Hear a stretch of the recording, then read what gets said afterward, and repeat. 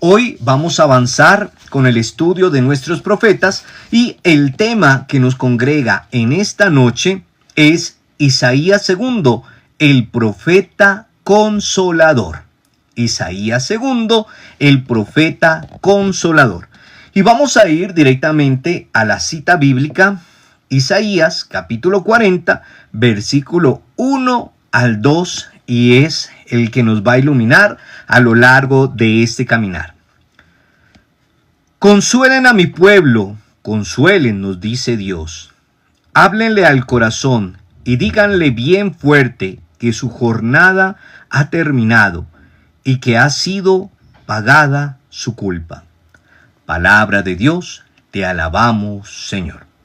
Este es un versículo maravilloso, es una invitación directamente que nos hace el profeta Isaías. Ahora, mis queridos hijos, nosotros debemos de comprender que los estudios de la Biblia, después de muchos años, hay que nosotros interpretarlos iluminados por el Espíritu Santo.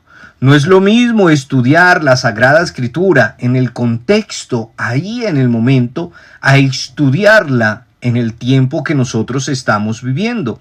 Y eso ha llevado a que verdaderamente los grandes estudiosos, los grandes pensadores, los grandes iluminados por la presencia de Dios, empiecen a hablar y a escribir al respecto de cada uno de los profetas en la actualidad y en la historia.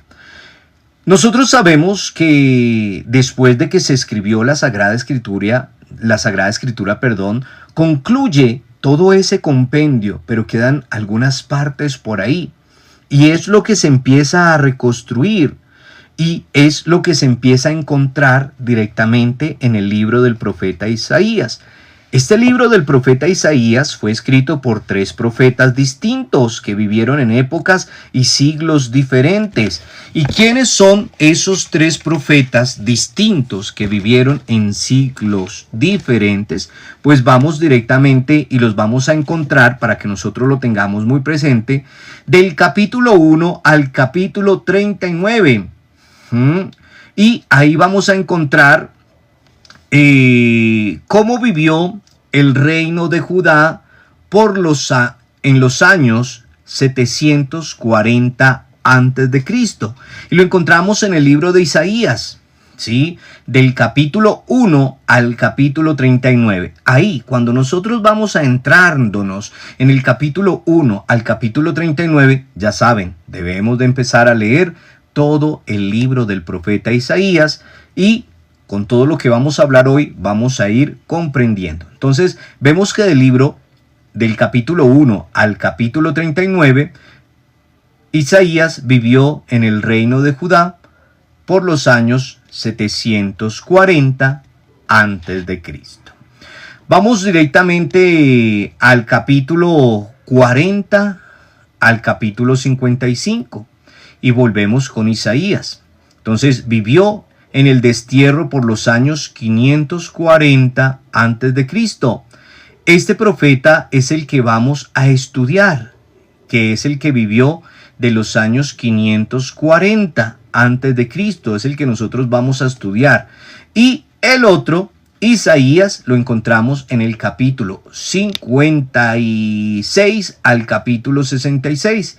Y vivió en la época de la restauración después del destierro. Entonces ahí encontramos a Isaías en cada una de sus facetas para que lo tengamos. Ahora vamos a estudiar a Isaías 2. Isaías 2. Entonces el Isaías primero, Isaías 2 e Isaías 3. Pero hoy nos vamos a enfocar en Isaías 2. Vamos a ver entonces. Estamos hablando que lo vamos a encontrar del capítulo 40 al capítulo 55 y vamos a referirnos a que él vivió en el destierro por los años 540 antes de Cristo y es un profeta. Vamos a ver cuál era la situación de ese pueblo donde Isaías 2 tuvo que profetizar, digámoslo de esa manera.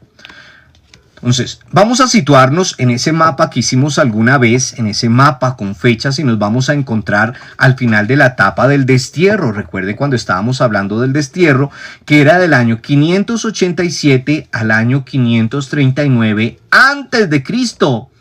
Y veíamos ahí que el pueblo ha sufrido mucho lejos de su tierra. Recordemos que estábamos hablando del destierro. ¿Por qué? Porque le han destruido todas sus seguridades materiales. Recordemos lo que hablábamos ahí, cómo fue ese destierro, qué fue lo que se destruyó y qué fue lo que pasó en su momento, para no repetir tanto. Y vamos directamente a la ciudad de Jerusalén. Ese destierro, recordemos que estaban ahí peleando, destruyendo el templo, estaban peleando por las tierras, y estaban sabiendo o hablando de ese Dios que no les quería escuchar, o más bien que creían más que ese Dios. Ahora vamos a ver directamente cómo se ha resquebrajado, cómo se ha fracturado, cómo se ha dividido directamente esa estabilidad y esa libertad. Eso fue lo que pasó en su momento. Porque no sabían ni qué hacer, no sabían ni para dónde ir, no sabían ni a quién confiar, ni qué decir.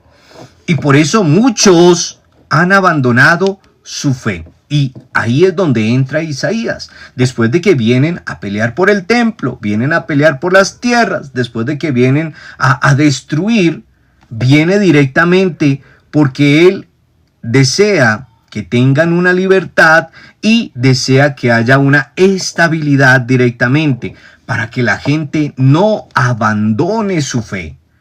La lucha es especialmente para que la gente no abandone su fe, porque muchos habían abandonado especialmente la fe.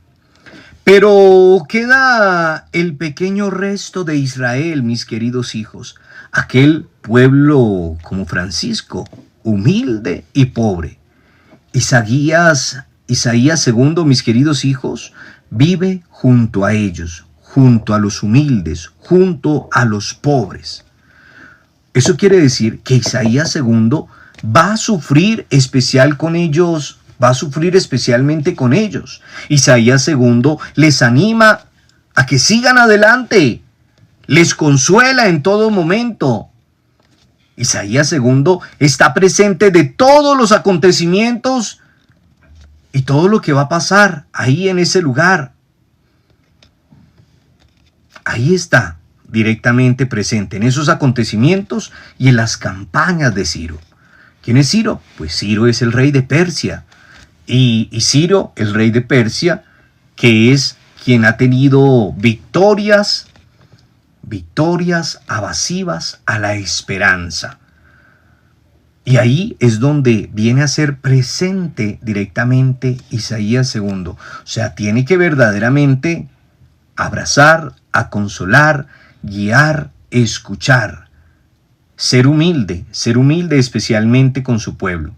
Y viene especialmente a dar la esperanza para terminar ese sufrimiento que se le imponía a cada uno por medio del imperio, a cada uno de los habitantes. Y ahí es donde viene él, con su seguridad, con su esperanza, a imponer a Yahvé. Viene él especialmente a imponer o a estar especialmente con Yahvé. Esa es la situación del pueblo donde Isaías II tuvo que llegar, un pueblo maltratado, un pueblo que se estaba destruyendo, un pueblo que estaba caído, un pueblo que él vino a darle la esperanza en esos años que estábamos hablando del año 540 antes de Cristo. Ahora, ¿pero de dónde surge la vocación de este Isaías II? Así como hemos visto los anteriores profetas, ¿de dónde viene la vocación o de dónde surge la vocación de este Isaías II? Entonces, el segundo Isaías del cual nosotros estamos hablando fue seguidor del primero. Podríamos decir que sería discípulo, pero no, fue seguidor del primero. Entonces, el segundo Isaías fue seguidor del primero Isaías. Y se sitió se sintió especialmente en comunión con el Espíritu Santo y su maestro. ¿Cuál maestro? Pues Isaías primero. Y sin embargo, contaron o lo llevaron especialmente a que él descubriera su llamado, a que él descubriera su vocación. ¿Y cómo descubrió su vocación? Hijos, pues él empezó a escribir usando para ello el mismo nombre de su maestro. Isaías primero, pues así me voy a llamar. Ya no voy a ser Isaías primero, sino voy a ser Isaías segundo. Su vocación, mis queridos hijos, seguramente surgió de la experiencia del sufrimiento del pueblo, de ver cómo su maestro Isaías primero tuvo que guerrearla, tuvo que lucharla, tuvo que enfrentar, y de ahí aprendió. Y de sentirse cercano al primer Isaías. O sea, en pocas palabras, la vocación de Isaías II surge de, digamos, su maestro Isaías I. Lo vio, cómo trabajaba, cómo guiaba al pueblo y demás, y de ahí surge directamente su vocación. Su experiencia de sufrimiento del pueblo lo llevó especialmente a seguir. Eso pasa como los jóvenes de hoy en día, que cuando nos ven a nosotros trabajando por el pueblo, sirviendo por el pueblo, mira ahora con la partida del Papa Francisco, ¿cuántos jóvenes hoy día van a querer seguir el llamado del Señor? Van a querer seguir siendo como Él, con los pobres, entre los más pobres. ¿Cuántos sacerdotes nos ha tocado especialmente la experiencia tan maravillosa de Él, de estar entre los más pobres, y queremos seguir llegando su legado? Entonces, así surge la vocación de Isaías II. Ahora, así como los profetas que hemos visto anteriormente, pues este también tiene una acción de profeta, este también tiene una misión de profeta. Y como todos los profetas, pues anuncian y denuncian. Este Isaías II no se iba a quedar atrás. Entonces, ¿qué es lo que viene a denunciar Isaías II? Isaías II viene a denunciar los ídolos que hay en Babilonia. Esa es su misión, denunciar los ídolos que hay en Babilonia. La situación del pueblo es diferente y por tanto las denuncias son diferentes. Y vemos que cada uno de los profetas que hemos estudiado pues se encuentran en situaciones diferentes y cada uno va a denunciar una situación diferente. Por esto, este Isaías II viene a denunciar los ídolos que hay en Babilonia. Los otros profetas han denunciado corrupción y demás, pero este viene a denunciar los ídolos que hay en Babilonia. Y sabemos que cada uno de ellos pues tiene un llamado, cada uno de ellos tiene una misión, cada uno de ellos va a hacer directamente, anunciar algo y a denunciar algo, y a este le tocó denunciar los ídolos que hay en Babilonia. Y recordemos que cada uno tiene una vocación, un llamado de una manera diferente y tiene una misión diferente. Entonces, apenas denuncia algo contra Babilonia y no llega a hacer denuncias sociales, él no va directamente a atacar cosas así, sino viene es al grano. Viene a denunciar en contra de aquellos que ante las pruebas tremendas del destierro no han resistido y han buscado refugio en lo que muchos de nosotros, bueno, de nosotros no, porque yo no, donde muchos de gente les gusta.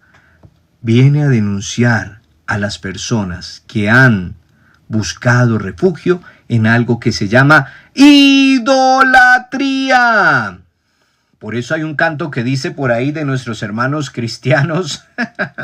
Oiga, los hermanos cristianos ahora sacan unos cantos que son bien pegajosos, y por ahí hay un canto de nuestros hermanos separados, que qué pena que lo canto, pero eso es lo que viene a denunciar Isaías II. Hay un canto que cantan nuestros hermanos separados que dicen: los ídolos no tienen poder, los ídolos no tienen poder, los ídolos no tienen poder. ¿Si lo han escuchado? Bueno, pues eso es lo que viene a denunciar directamente el profeta Isaías II. Viene no a atacar a la sociedad, sino viene a tocar directamente el corazón de las personas, especialmente los que se han refugiado en la idolatría, en los dioses frágiles, en los dioses de madera que estaban hechos con manos humanas. Ahí es donde viene a atacar directamente el profeta Isaías. A decir que los ídolos no tienen poder, como dicen nuestros hermanos separados, y viene a atacar la idolatría. Quizás estos personas que se estaban refugiando en la idolatría los han buscado en momentos de decepción o por algún interés en particular. Y eso pasa acá como muchos, porque se enceguecen directamente y no pierden su fe en Dios y empiezan a buscar otros ídolos. Empiezan a mirar y empiezan a caer por ahí en las manos de farsantes, de estafadores, que les empiezan a cobrar por una oración cierta cantidad de dinero, que les empiezan a dar ungüentos, imágenes rezadas y demás. Y usted en su desesperación cae en la idolatría buscando ídolos falsos. Entonces viene Isaías 2 especialmente a atacar eso, atacar esas imágenes que están hechos con manos humanas, donde ustedes, los de su momento, cayeron ahí. Pero el profeta, mis queridos hijos, se burla de esa actitud torpe que han tomado y los pone o los empieza a colocar en ridículo. Y eso me recuerda a algo que hablaba yo hoy con alguien por ahí, con X. Uno dice el pecado, mas no el santo, que decía que le habían dicho que tenía yo no sé qué, que le habían hecho un trabajito y que tenía que un cura, imagínense que un cura le dijo que le ayudaba porque le tenía que hacer una limpia espiritual. Óigame bien. Nosotros los sacerdotes del Señor no manejamos limpias espirituales. Y le estaba cobrando una módica suma, que ustedes ya muchos ya saben cuánto cobran esos tales exorcistas, por hacerle una limpia. Tengan cuidado, porque eso es lo que viene Isaías 2 a decirle, que tengan cuidado con eso. Pero nosotros no comprendemos. Y entonces caemos allá, caemos en las garras de falsos profetas y caemos ahí y después no nos funciona nada y nos estamos lamentando. Y después vamos donde el padre Alberto a decirle, ay padre, es que me estafaron, ay es que yo creía que me iban a limpiar y yo perdí mi dinero, ay ¿será que usted me puede ayudar? Pues jódase. Porque nosotros estamos convencidos que el único que transforma, salva, libera es el Señor. Y volvemos a decir, Isaías 2 vino especialmente a burlarse de aquellos que estaban cayendo en la idolatría y que estaban poniendo su confianza en las imágenes hechas por manos humanas. Las imágenes hechas por manos humanas. De ahí es donde volvemos a decir, por eso nuestros hermanos separados se ríen de nosotros, porque nosotros hasta nos arrodillamos ante las imágenes y nosotros al único que le doblamos rodilla es a Jesucristo. Y eso es lo que viene a decir Isaías. Cuidado con eso, eso no está bien. Y se les burlaba, sí. Se burlaba de las personas torpes que estaban cayendo en la idolatría y los hacía quedar en ridículo. Sigamos. Pero así como él denuncia eso tan malo especialmente, también viene a anunciar una buena nueva. Ya se rió directamente de las personas que se están teniendo ídolos de madera, ídolos, digámoslo así, ídolos de yeso. Ídolos de madera, hechos con manos humanas, y que se están arrodillando ahí, creyendo más en el yeso, creyendo más en la imagen de madera, y no creyendo en el Señor, en Jesucristo, su Redentor. Pero Él viene, así como vino a denunciar eso, viene también, mis queridos hijos, a anunciar anunciar una buena nueva. Por eso vuelvo a decir, nuestros hermanos separados nuestros hermanos protestantes, nosotros mismos, como lo dice Limar, le damos motivos para que nos critiquen. En parte tienen razón, en parte tendrían mucha razón. Pero ¿quiénes le damos motivos? Nosotros. Eso pasa como cuando usted da motivos para que alguien hable de usted. Usted dio los motivos. Si usted no da los motivos, pues nadie va a hablar de usted. Y eso es lo que hemos venido aprendiendo aquí del por qué sería bueno que nosotros cambiáramos nuestras imágenes de yeso por lienzos, por cuadros. Pero sigamos. Entonces Isaías 2 viene a anunciarnos una buena nueva. Ya se rió de estos idólatras, ya se rió de que los ídolos no tienen poder, como cantan nuestros hermanos separados, y los ídolos no tienen poder, y los ídolos no tienen poder. Y tienen toda la razón, pero hay veces nosotros nos reímos de ellos y los criticamos, pero en parte tienen razón. Entonces viene Isaías 2 y dice, bueno, yo ya me reí de ellos, yo ya les dije que eran unos torpes, que han tomado y los ha puesto en ridículos, y les ha dicho que no crean en imágenes hechas por manos humanas, que no se arrodillen ante ellas, pero viene a dar una buena noticia, viene a anunciar una buena nueva.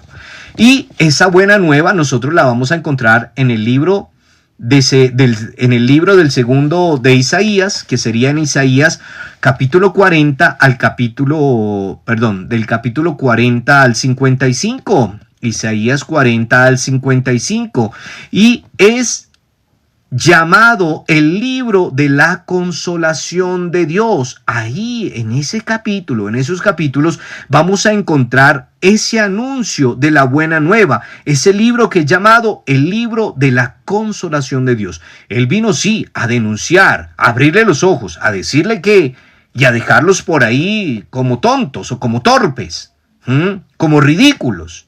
Pero después viene a mostrarle ese llamado libro de la consolación de Dios, cómo Dios viene a consolar directamente al pueblo.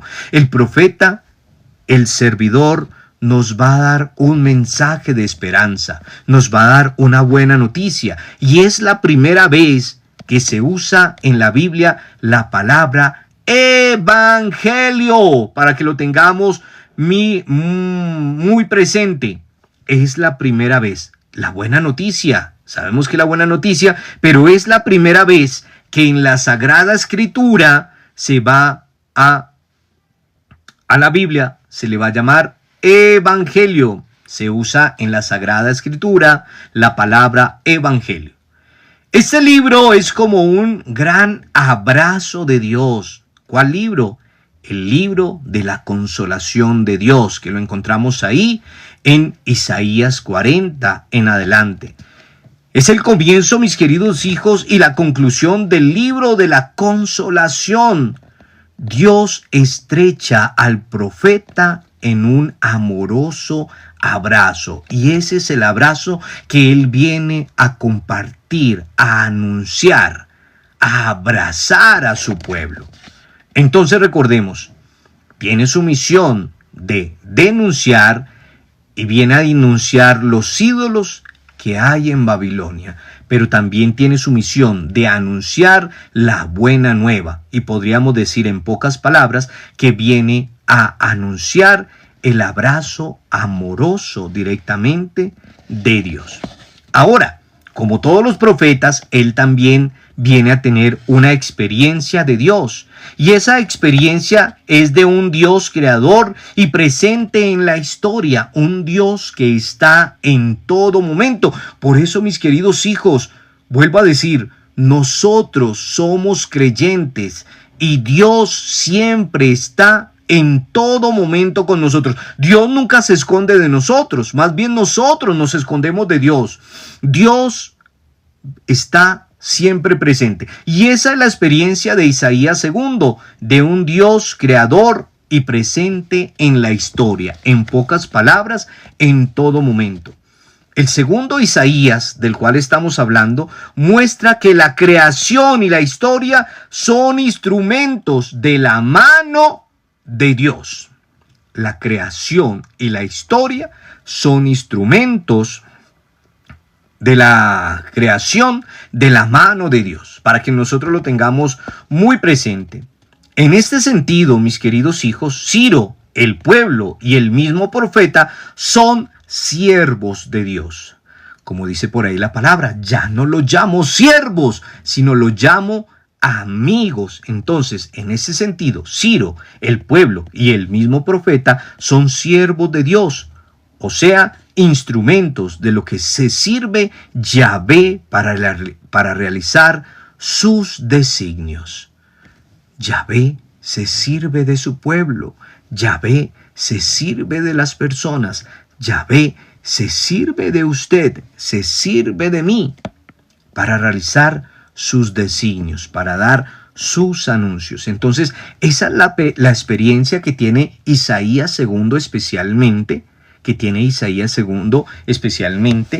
de la visión de un Dios creador y presente en la historia. Y también, como hemos hablado de los otros profetas, él también tiene un gesto simbólico, y es el siervo sufriente de Yahvé. Ese es su gesto simbólico. Él es el siervo sufriente de Yahvé. Lo encontramos en Isaías capítulo 42, versículo del 1 al 9. Entonces, más que presentarnos una visión o una acción simbólica, el profeta, mis queridos hijos, nos presenta una figura simbólica. ¿Y cuál es esa figura simbólica? El siervo sufriente de Yahvé.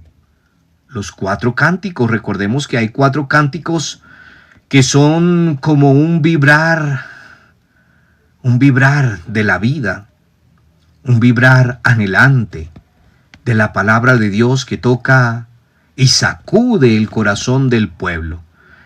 Y ahorita vamos a ver, ustedes van a leer directamente estos 4 cánticos, y cuando uno los medita, ya sé que todos nos los sabemos, ya sé que todos los hemos leído, ya sé que todos los tenemos en práctica, pero son esos 4 cánticos que nos van a llevar a vibrar directamente a cada uno de nosotros. Isaías 2 ve en Jeremías el ideal de siervo sufriente.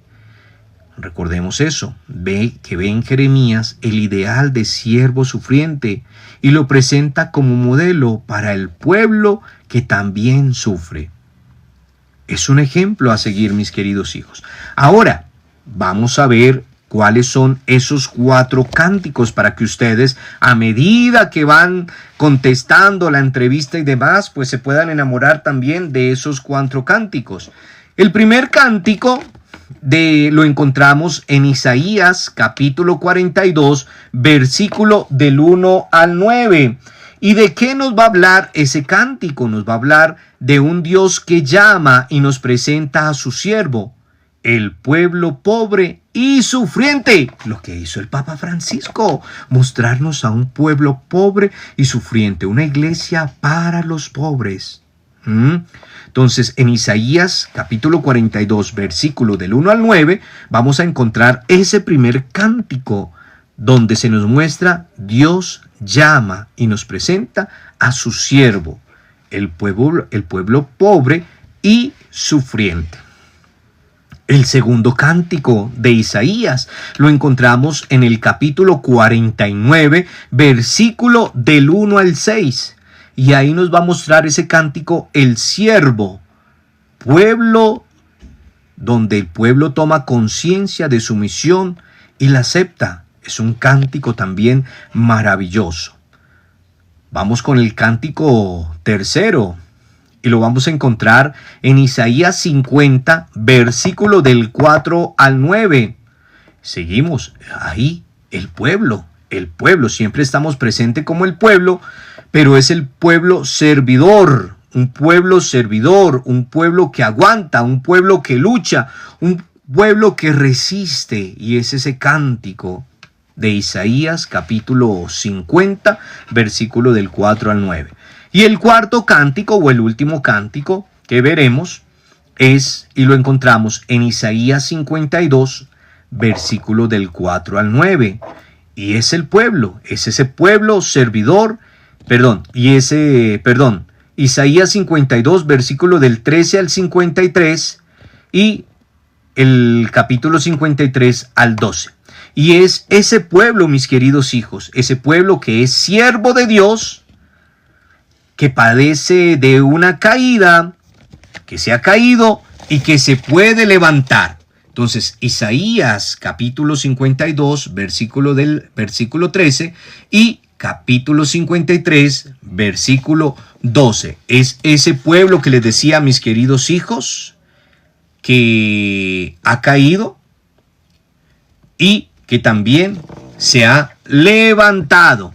Entonces, en eso llevamos, mis queridos hijos, a saber cuál fue la situación del pueblo donde tuvo que caminar Isaías después de toda esa destrucción, después de todo ese destierro.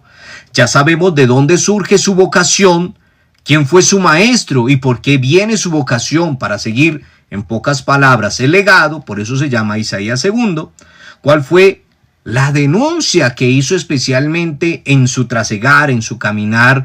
Y es anunciando que verdaderamente los ídolos hechos con manos humanas, de madera, yeso, digámoslo así, no tienen poder, porque el único que tiene poder es nuestro Señor, Yahvé en su momento, y donde viene a anunciar la buena nueva, anunciar la buena nueva, anunciar lo que Dios ha hecho, a dar la buena noticia, donde aparece por primera vez la palabra evangelio en la Sagrada Escritura.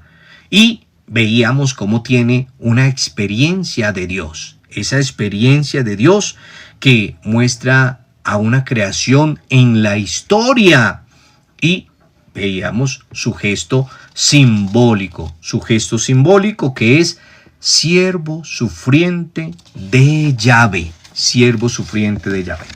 Ahora, mis queridos hijos, los textos bíblicos, ustedes saben, mis queridos hijos, que debemos de leer todo el libro del profeta Isaías, pero vamos a enfocarnos en que ustedes puedan profundizar especialmente en unos textos bíblicos para que puedan hacer su entrevista con las preguntas que ya conocemos que le estamos haciendo a todos nuestros profetas en su tiempo de vida y en la actualidad.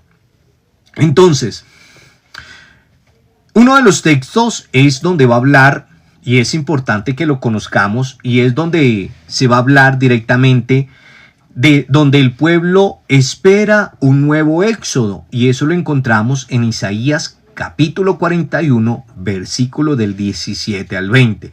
Recordemos que cuando nosotros leemos las citas bíblicas, no es solo leerla por leerla, sino hacerle todo lo que hemos aprendido cuando vimos el tema de cómo se lee la Sagrada Escritura. La Sagrada Escritura no es solo abrirla y leerla por leerla, no. Hay que sacar las palabras, hay que sacar las frases, hay que mirar las palabras que nosotros no entendamos porque no las sabemos, e ir al diccionario directamente, un diccionario bíblico, y saber qué quiere decir la palabra. No nos podemos quedar ahí solo con lo que dice, sino debemos de entender. Entonces, cuando lleguemos a Isaías capítulo 41, versículo del 17 al 20, nosotros vamos a ver cómo ellos esperan un nuevo éxodo.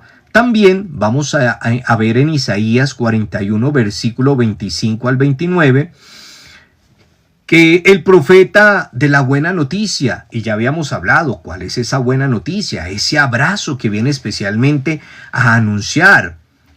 Y cuando sigamos anunciando ahí, hay uno de los capítulos que nosotros debemos de no dejar de leer, y es las denuncias que hace contra los ídolos. A ver si todos nosotros aprendemos y le damos la razón a nuestros hermanos separados de cuando se ríen de nosotros. ¿Pero por qué? Por culpa nuestra. Se ríen de nosotros por culpa nuestra. Y vamos a ver en Isaías 40, en Isaías 41, en Isaías 45 y en Isaías 46 las denuncias contra los ídolos. Esos ídolos hechos por manos humanas, que podríamos decir, dicen que de madera, pero podríamos decir hoy que son de yeso, de bronce, bueno, de todo lo que se hagan esas imágenes humanas. Entonces, las denuncias que hizo Isaías 2 especialmente los encontramos en Isaías capítulo 40, Isaías capítulo 41, Isaías capítulo 45, Isaías capítulo 46, y pues la idea es que nos leamos todo el libro de Isaías. Ahora, ¿cuál es esa denuncia también que van a encontrar ahí? La denuncia a Babilonia, que la van a encontrar en el capítulo 49, versículo del 1 al 7. Esa denuncia que hizo Isaías contra Babilonia. ¿Qué más vamos a encontrar dentro de ese caminar de nuestra lectura? Ese anuncio esperanzador. ¿Y cuál es ese anuncio esperanzador? Pues ese que anunciaba el abrazo de Dios. Y también lo vamos a encontrar en Isaías 40, versículo del 1 al 11, y en Isaías 53, versículo del 1 al 13. Pero vuelvo a decir, tenemos que leer todo el libro del profeta Isaías, donde encontramos los 3 Isaías. Y también vamos a encontrar en ese caminar la experiencia de Dios, que lo van a encontrar directamente en Isaías capítulo 40, del 12 al 26. Entonces, cuando nosotros leamos, por eso le digo, los trabajos que hacemos no es para entregarlos al otro día, mis queridos hijos, porque imagínense cuánto tenemos que leer, cuántos capítulos tiene el libro del profeta Isaías, pero especialmente vamos a ir comprendiendo ese caminar, ese trasegar, y así podremos llegar a hacerle la entrevista. ¿A quién le vamos a hacer la entrevista? Al profeta Isaías II. ¿Y qué le vamos a preguntar? Lo mismo que le preguntamos a los anteriores profetas.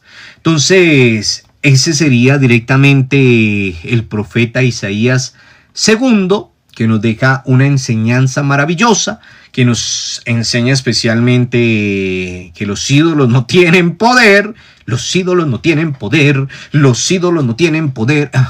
y que hay que tener mucho cuidado con ellos. Entonces, tengamos muy presente lo que nos va a enseñar y lo que nos ha enseñado especialmente el profeta Isaías II. Avancemos en la historia, avancemos en esa experiencia de Dios, en ese abrazo de Dios que nos viene a mostrar, porque ese es su mensaje, mostrarle al mundo, mostrarle al pueblo ese abrazo de Dios, su experiencia de Dios, el abrazo de Dios.